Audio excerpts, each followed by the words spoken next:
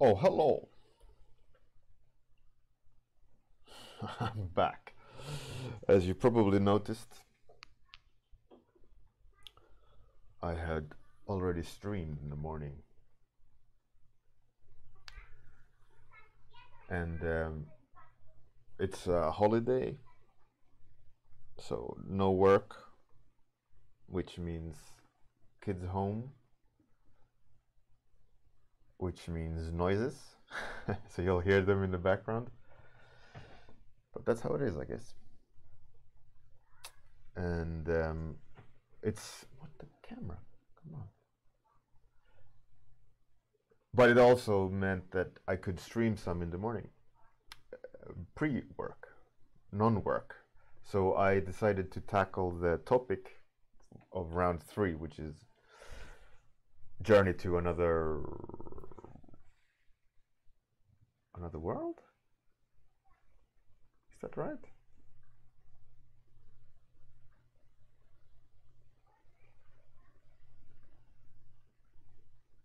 Journey to another world. That's correct.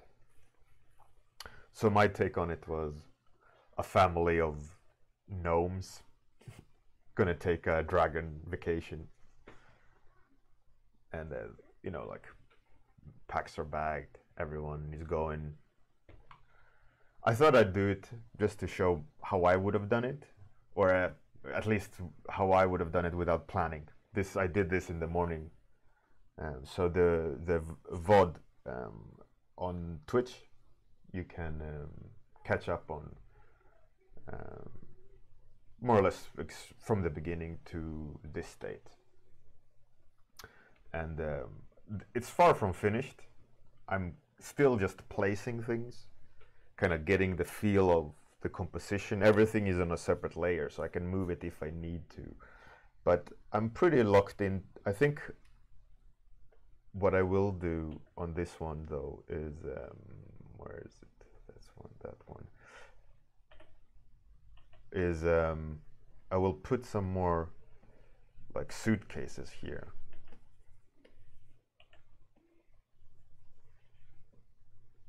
Just so it kind of hammers the.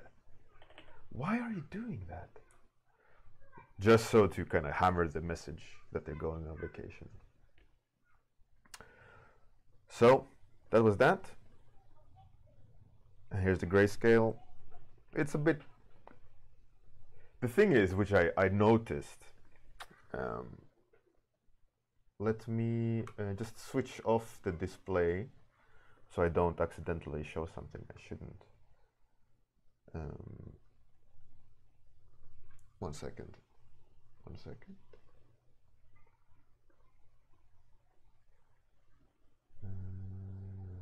No. No. Oh, here.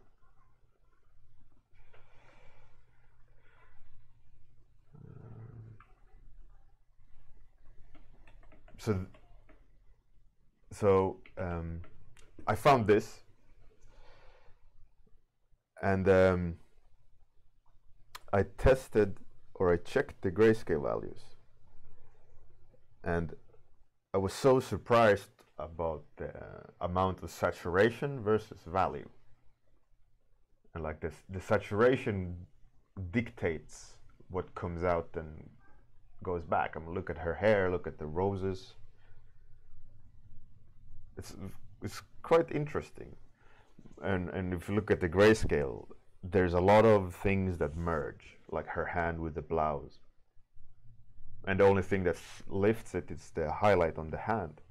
But with saturation or hue, we can define the planes, which was really, fascinating. Which with looking at the grayscale values of my dragon vacation one is that some of the values are very close, but I need to keep in mind that they can be that as long as there's plain separation with hue, right? Me doing gestures there, smart guy. So this is the study of today. I need to change to study Monday.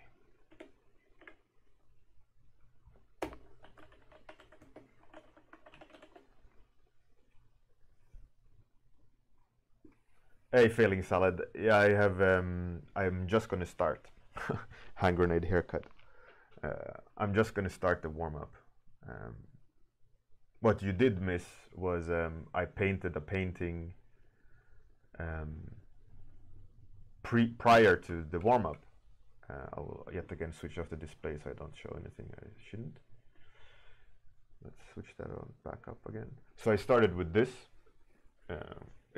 Maybe 2 hours, 1.5 so far, just kind of planning it, defining the light from very, very, very rough sketch to this stage on VOD on the Twitch, the video tab up top. But yeah, as I said, this is far from finished. I'm still feeling it out, you know.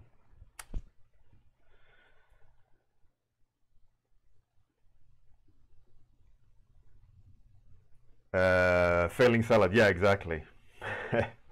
On Discord, I did a block out.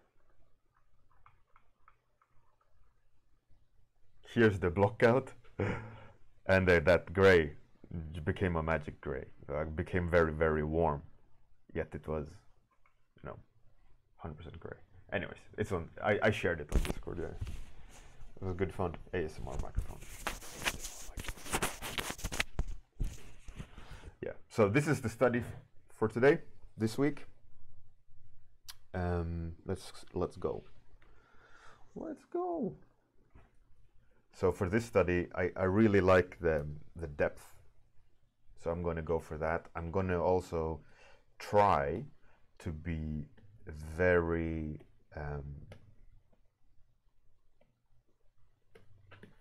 sketchy.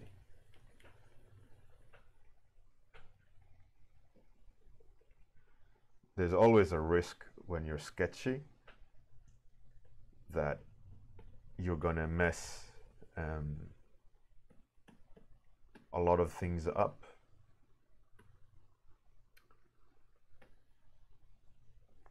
Hey Narada, how's it going? Welcome back.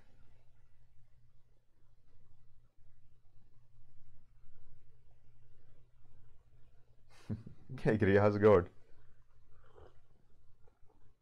Oh, I don't know if the Juggernaut, how's it going? What up? They haven't activated yet, but I submitted 2 new emotes for us. A raid emote and Study Monday emote. But like I said, it's just well, I haven't said what I'm saying now. It is just for like for the time being, if anyone has a better idea, but I didn't get any suggestions other than a raid emote, so that's what I did. Hey the Juggernaut, well thank you very much. I'm glad that you like my stuff, man. Or miss, I don't know. Whatever you are. Thank you. But yeah, so if we have, I think, 5 more subscribers. I checked yesterday.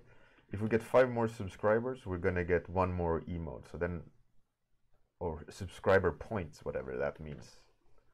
I don't know. But if we get 5 more, then we'll get 1 more emote, which is cool.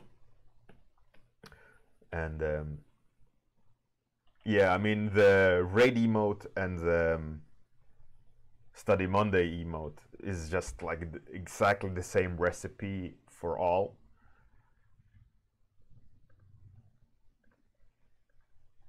Like that square, so it's exactly the same visual language, you know. Oh, time's up. That's probably better than study Monday.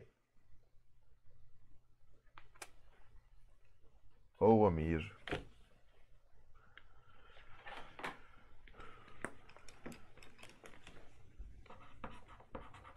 I will make a note.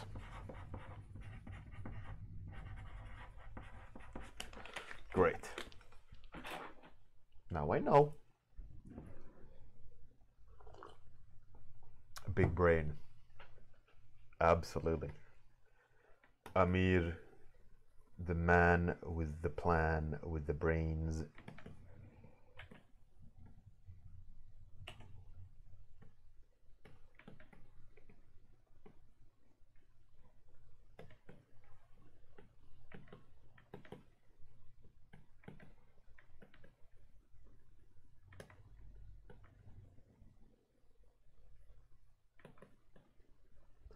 It's not accurate, but I'm not going to go for accuracy. I'm going to go for the mood there. One of these warm-ups, I'm going to go for accuracy and do all the underdrawing and the measuring, and now it's mostly just eyeballing.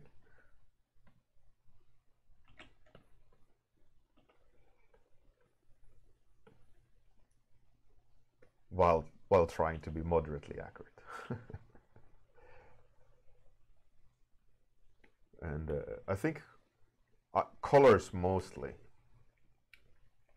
is what I really enjoy about this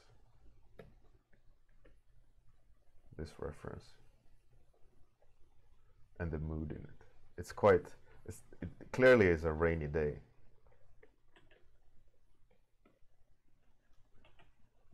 That balloon needs way more green in it. Slightly adjusted. Okay, like that. What up? Oh, what up emote? Yeah, maybe. Yeah, I mean, a what up emote would definitely be way more useful in other channels. You know, a emote you could take with you. You know.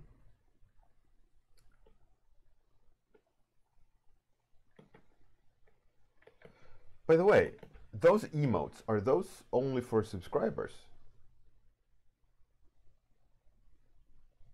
I don't know. I don't know how it... I think it is, right? Subscriber only emotes. Oh. Right. That's how it is. It's not like, oh, you're on following the channel, so you get the emote. So you have to be... all right. All right. I get it. I get it.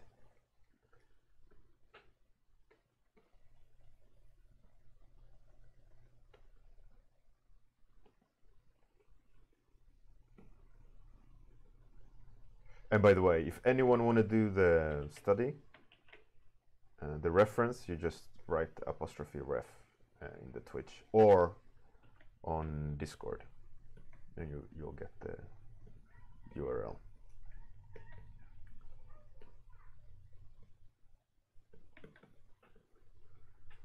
Okay.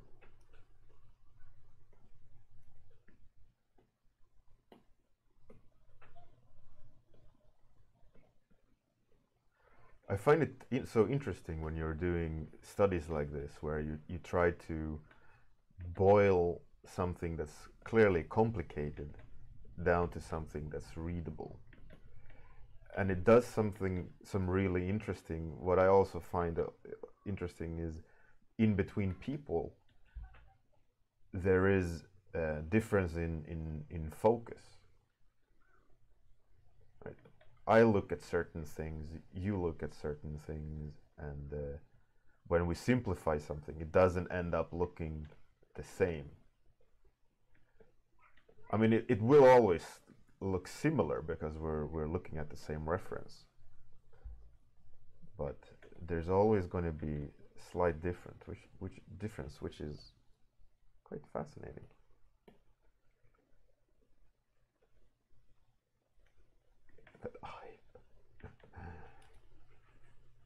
Mad, ridiculous. It's good fun though.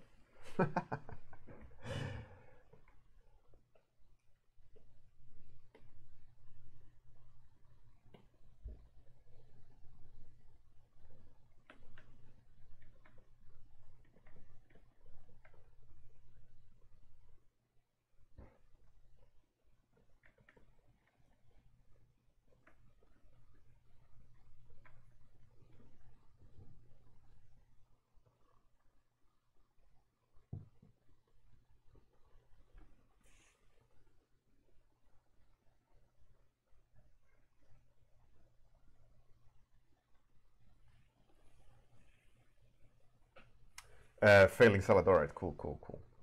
Book out. When you do studies, do you always choose to focus yourself on colors, for example? Yeah. Um, I think a lot of people do the mistake of trying to copy the reference by trying to replicate pixels by pixels.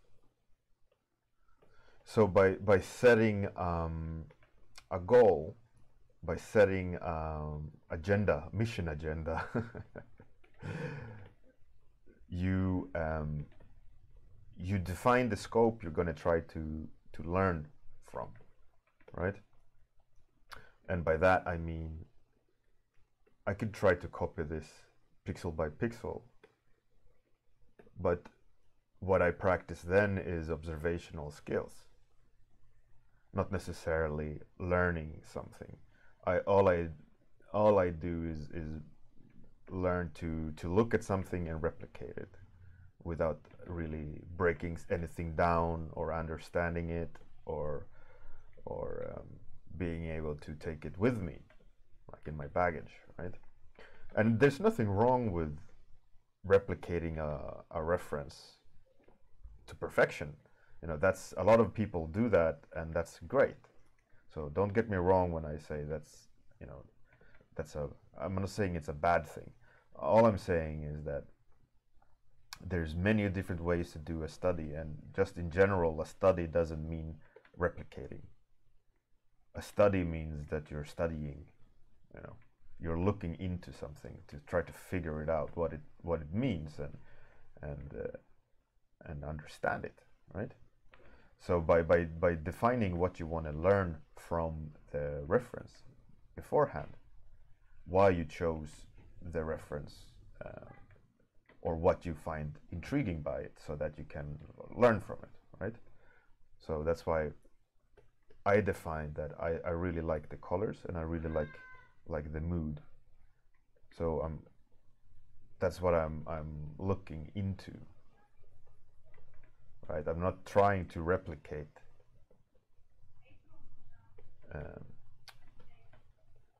the reference.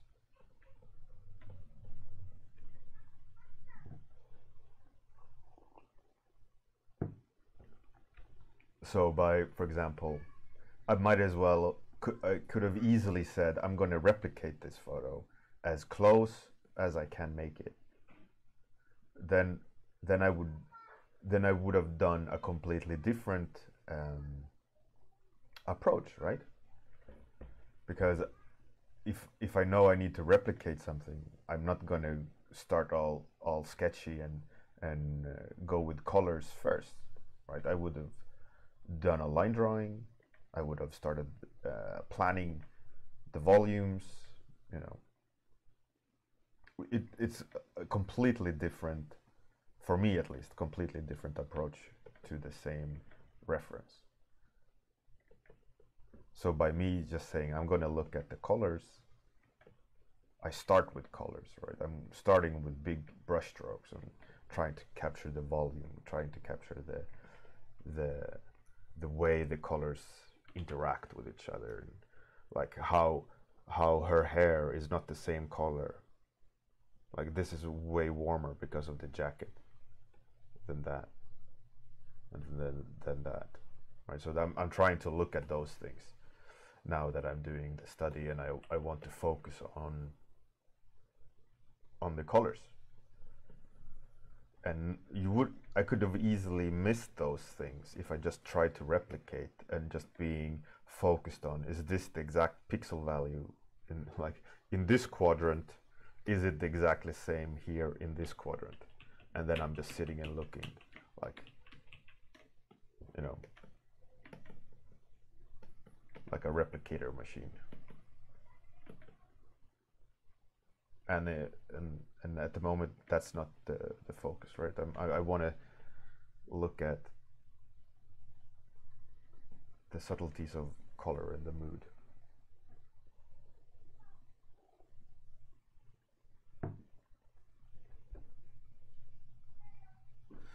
So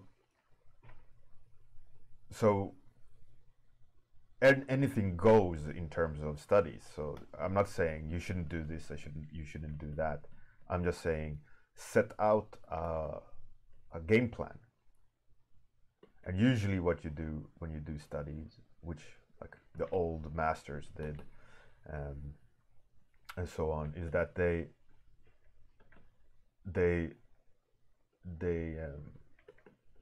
want to learn a specific thing. Like you can see if you go to like old masters exhibitions, and you can see their personal sketches and so on, it's usually the same pose or the same subject drawn many times until they found like that's the winning combination, right? And then you look at the finished artwork, and you see what they used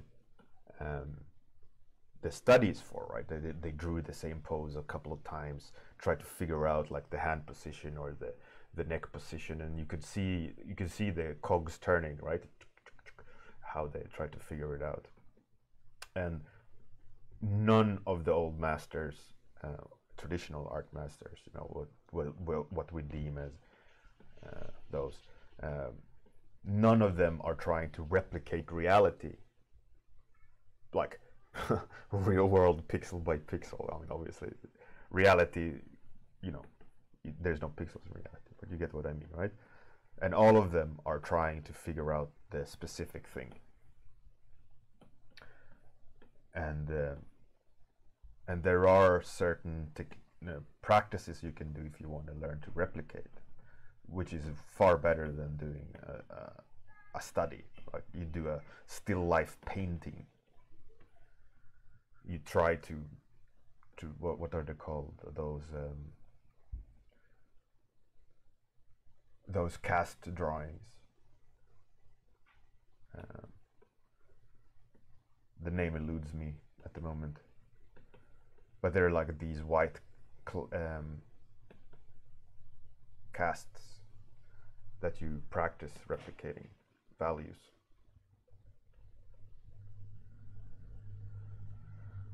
Like I need to go way more silver in her hair, like there, a little bit more. Yeah, kind of.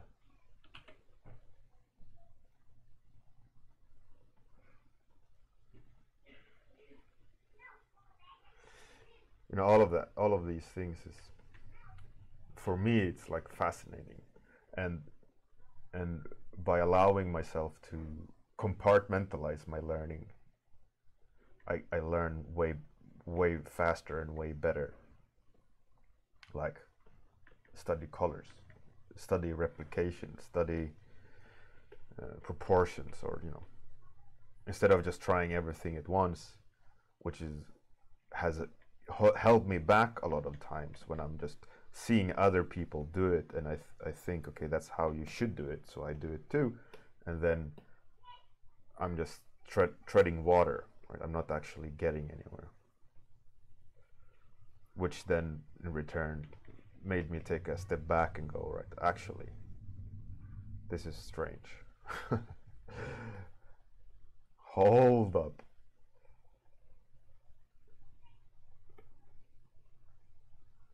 And it made me rethink studies, you know. Okay, that shadow has a way more, like, it's like that orange underneath the, yeah, oh nice. pleasantries is that that color combination, like that almost.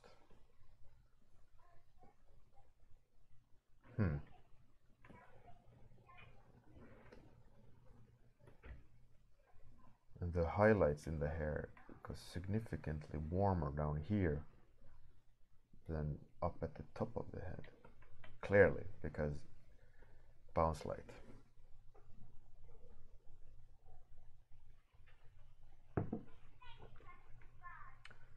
Buka, yeah. For me, the best way I figured out how I should learn anatomy is not learn the whole body either at once, but do it as much as I can from memory, and then where I fail, I'll look up my flaws in particulars. You know, like, oh, I can't do the shoulder correctly. What does the shoulder actually look like? But I don't just study the shoulder. I draw from memory as good as I can, and then I take my drawing and look at reference and go, okay, how did I fail? Why did I fail? Because for me, because I had my own thought process, right, of how I drew it, and for me, I could apply the knowledge differently because I knew my drawing, right, what I was thinking in my drawing, and then seeing the correct version would help me go, oh, okay, so when I draw shoulders, I do this particular mistakes, rather than this is the right way to draw it, and I try to draw it, and this is the right way to draw it, and I try to draw it, and it jars. Hey children, how's it going? What up?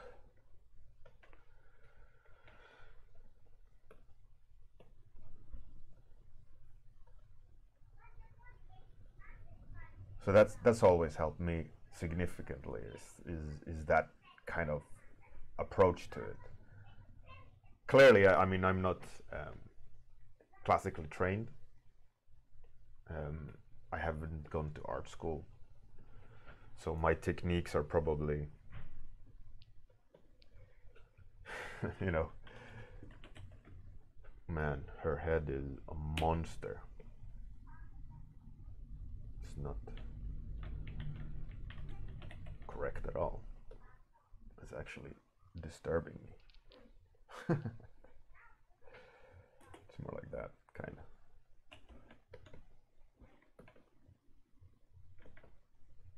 Oh, whatever. I'm not trying to get likeness. Let's see. That's like orange at the contour of the balloon. And her face needs like a wash of warmth on it. Kinda. My colors are a little bit too gray there, and this is way too yellow, so I need to make it a little bit more pink, and then a slightly brighter. Yeah. ASMR.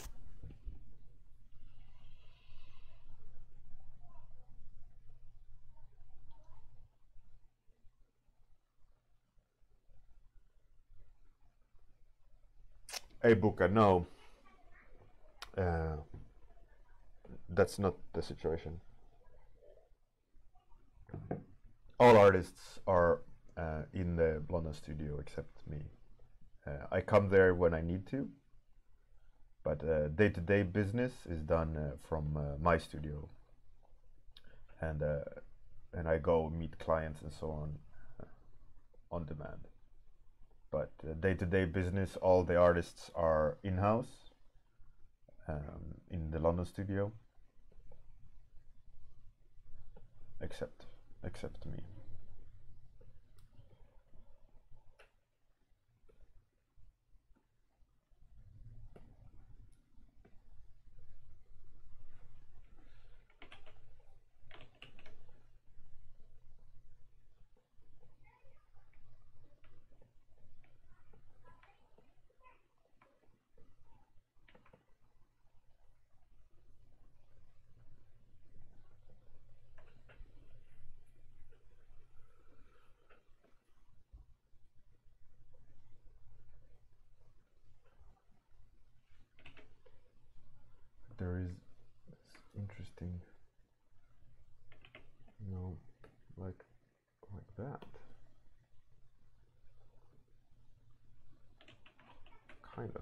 less.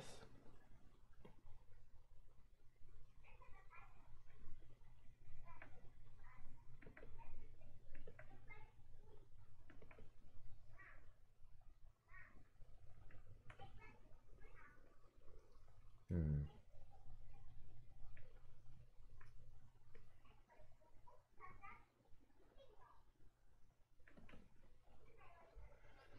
Hey, Tootie, how's it going? I'm all good. I'm all good in the hood. Doing Study Monday. Today I'm focusing in on color relationships here, and it doesn't look at all very accurate, and I'm okay with that. In most cases the face was horrendous,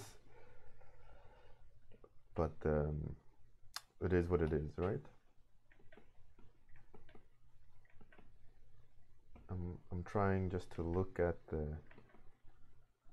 all the fun things the colors are doing in this reference. Subtleties of nuances and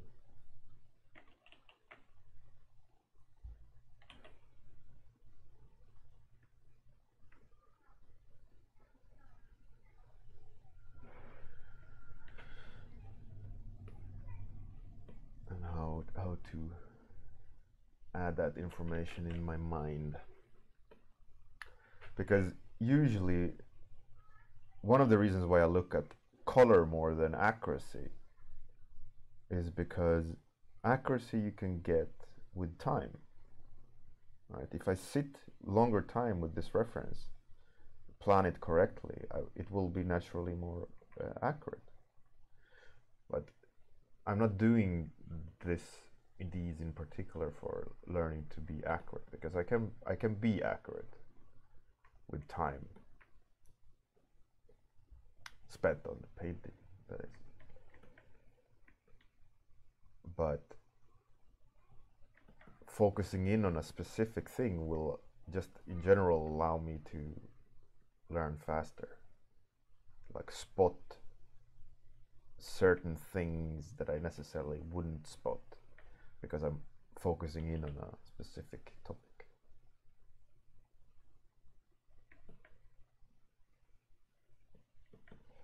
And just looking at the very, very small things that change in color and hue, is enough. Enough in this instance.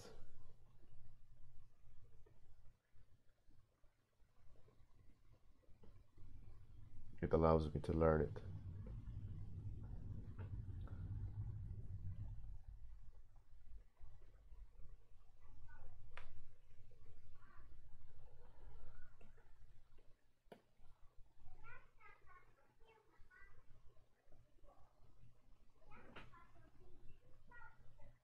You can hear my kids in the background, most likely.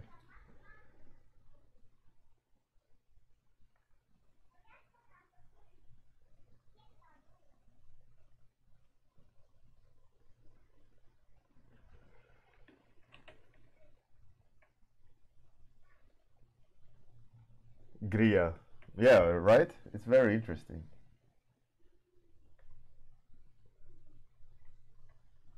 I talked about it at the beginning of the stream. Frenchy, either is fine, but there's a difference. Look at this. Oh, hello. Looking at someone else's illustration is their filter of reality, their decisions, their taste, their influences, their life, all of these things. If you look at another person's illustration and study that illustration, that is what you're learning. I mean, I'm not saying it's wrong. I'm not saying it's right. I'm just saying that's something you got to be aware of. Looking at reality makes you filter it straight from the source out through your hand, right?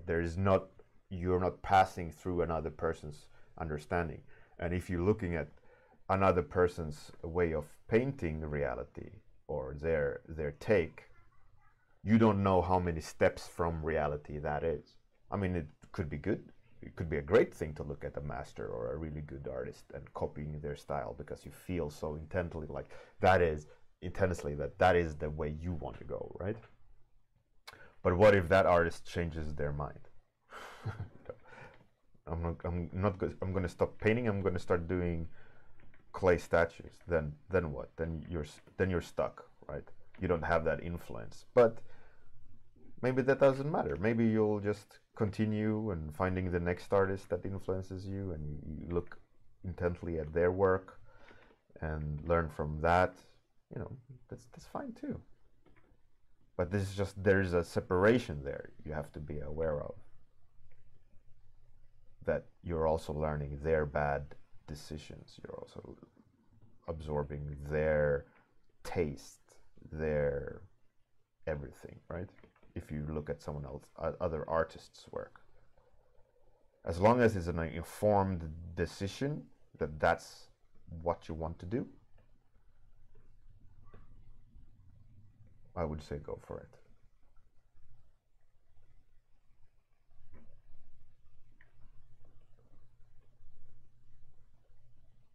But you have to be aware of that fact.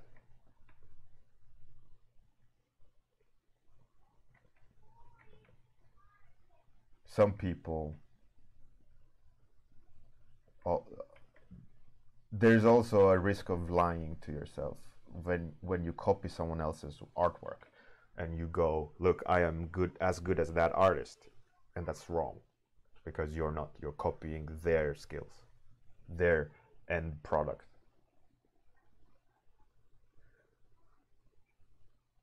Gria, yeah, that's fine. But then you're not studying their art, you're studying their process, which is also completely fine. Hey, Alessandro, Patria, how's it going?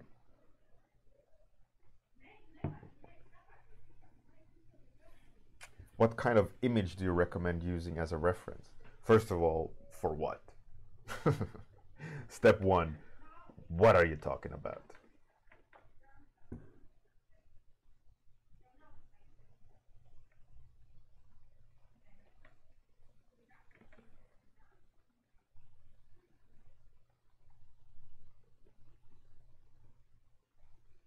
It can be many different things.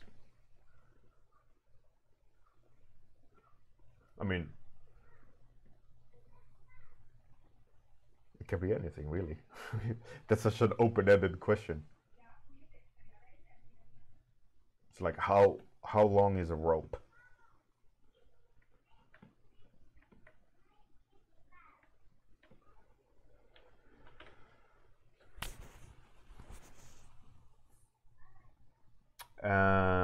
If you're looking for an anatomy, like how muscles work, best is to like look at muscle maps, and for you to understand where they start and stop. Secondly, is like look at real world examples like ballet dancers or really ripped people. So there's very little fat on top of the muscles. So then you can see real world rotation and placement and so on. You know, like with light on top instead of the muscle maps of like anatomical muscle maps. And then I guess.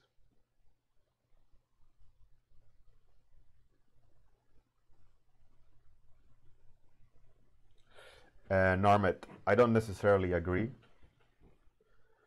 but you should be able to do realistic work. But we don't use 3D at the studio. Well, we're starting to use it just because we're intrigued by the techniques, but it's not mandatory to do it. You know. Anyways, that's it. Study is done. I had a great time looking at colors. And now we will raid. Oh, we will raid Max Greg.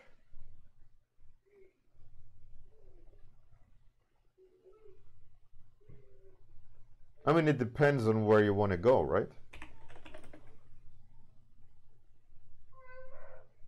That's probably mainstream.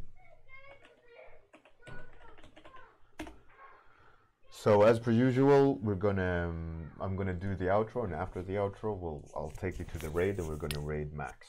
He's a great guy. Make sure to follow him.